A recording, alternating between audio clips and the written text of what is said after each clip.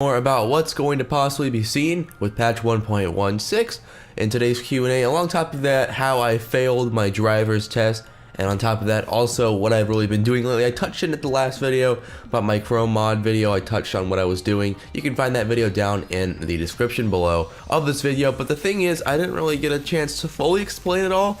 I explained that I was doing some music live streams, but we'll talk about that later on. Either way, to hop straight into this, the first subject we're going to be talking about, I could put a question on screen for it, but there's so many people that asked me questions about this. You guys can ask me questions too. It's at MrJamesGeary on Twitter. Make sure to follow for more as I'm getting super close to 30k followers. Either way, what we're going to be talking about today is patch 1.16 and what could possibly be coming with that DLC, or if there is a DLC in that case. Now, it has been over a month since Rockstar has released DLC, which is odd for them. Just about every month, I think, except for 1 month. Every month except for 1 month, I forget which month it was in particular, they've released a DLC for the game. And I apologize if there's humming in the background. The people next door to me are about to move out of their house, so they're doing lots of remodeling. Either way, this is the first month in a while they've actually skipped DLC, and it's already been a month, so it's already, they're already running on, I guess you could say thin water, but then again, I don't blame them. They're working on getting the new versions and next gen's version prepared, and they're also working on heists.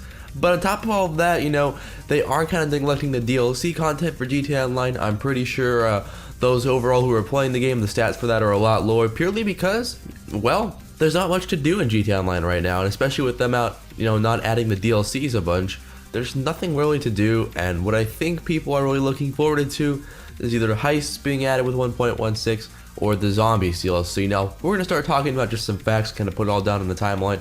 There was originally a bunch of information leaked that the heists were going to be coming, but a lot of people found out that all the information on that was not true in a sense. While yes, there was heist information, bank interiors, and heist coding found, a lot of it was from single player, including the buildings. They were from missions, but some of the heist stuff was actually already on multiplayer, but the stuff that was on the multiplayer, I guess you can say servers, hinted towards heists are still in the earlier stages. We may most likely see them with next gen. Who knows though, they may add it, like all of a sudden one day make it on there be heists. But there was some information about 2 weeks ago, a week ago, that was found and then later removed on the Xbox Live servers that included a lot of text with the name ZMB that many people jumped to the conclusion that it was zombies. Is it a Zombies DLC? Let me know what you think about all this in the comment section down below. Do you think it's going to be heists? Do you think it's going to be a Zombies DLC? It also may be money lobbies. I know there's loads of money lobbies and stuff going around right now for people hosting money lobbies, modded lobbies and such. And who knows? That's a huge issue that Rockstars definitely have to put focus to, because people are once again getting loads and loads of modded money, which means there's going to be bans, there's going to be resets, there's going to be a giant setback. Kind of like a mini version, the little brother of DNS servers. So it's definitely getting hectic, definitely getting crazy, and with all the modded money lobbies going around, who knows where everything's going to land. I just say though, please be careful, because if you do the money lobbies, you're most likely going to get all of your money reset or money set back, and on top of that, you may even experience a temporary ban or character setback in GTA Online altogether. So guys, be safe. Be careful, earn the money legit, buy a shark card. It's always great. Back when I got DNS lobbies, or somebody got me in a DNS lobby, I never purposely got the DNS, but I was in a public game and somebody gave me that $2 billion bounty. Actually, when all my money was restored, Rockstar gave me the shark card money that I had already spent back. So buy shark cards, guys. They pay off, trust me. It shows that you're actually supporting the game. Or you can use my method to get shark cards for free, but technically it's legal. I'll have it down in the description below. Either way, that's that. The next thing I wanted to talk about briefly was how I failed my driver's test. And this really pissed me off. Like, I was prepared for the test. I put a lot of time preparing for my driver's test, and I was thinking, this is my driver's test. I jokingly tweeted it out like, oh my god, driver's test, I'm gonna drive like GTA, and everyone thought it was pretty funny. And I'm not a bad driver, in my opinion. No one's ever told me, hey, you're a fucking sucky driver, and I think that's good in a way. I'm a pretty safe driver, and I mean, I'm not a bad driver. I'm not like changing lanes a bunch. I'm pretty courteous. I always let people go in front of me. I'm not like distracted and always on the phone. Hell, I mean, I'm focused on what I do because I want to actually stay alive, and that's a big thing.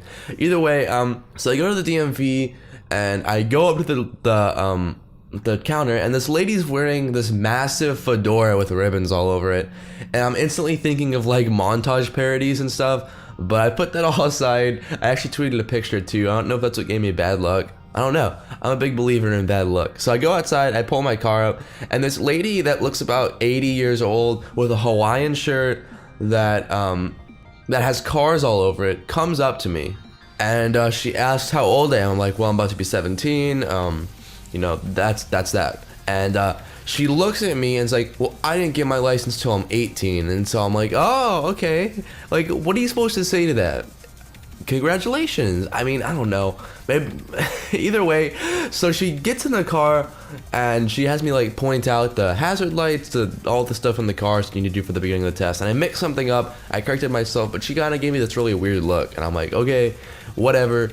And so I go to make a right turn out of the DMV. It's on like a really busy street, and like I'm sitting there patient, calm. I'm like, I'm gonna wait this out till there's no cars around, so I make a right turn and make this lady know that I'm being safe.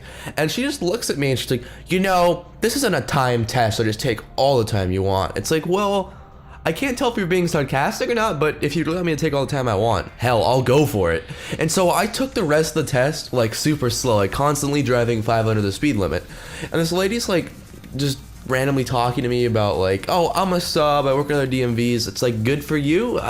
I'm trying to keep casual conversation with her and hopes that, you know, maybe that will benefit me in some way, just because keeping a conversation with people can help out sometimes, just playing, you know, emotional strengths. Either way, we go to turn back into the DMV. I make a right turn, and the way the DMV works is there's like a parking lot, there's 2 lanes of each or there's 2 lanes going the opposite way, 1 lane to go turn to the DMV and 1 double yellow. I pull into the double yellow to make a left turn into the DMV, and which is like the double yellow lines, normally what's meant to be used for a left turn, and some dumbass hat is sitting in the middle of the DMV parking lot with his like Nissan Altima 2005 covered in bumper stickers, parked like diagonal.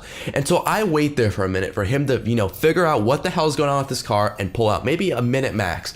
And then I pull in. I pull up and sit in the parking spot, and she's like, you did very well. I'm thinking, okay, yeah, I finally got the driver's license. Let me get the hell out of here. I hate the DMV so much. Nope, doesn't work like that. She turns to me and says, but you actually violated traffic by sitting in the double yellow lane that long, and I'm gonna have to fail you. Also, you went too slow. You went under 10 miles an hour under the speed limit. The speed limit was 45 and you went 35 in this zone. You failed the test. Please come back in 2 weeks.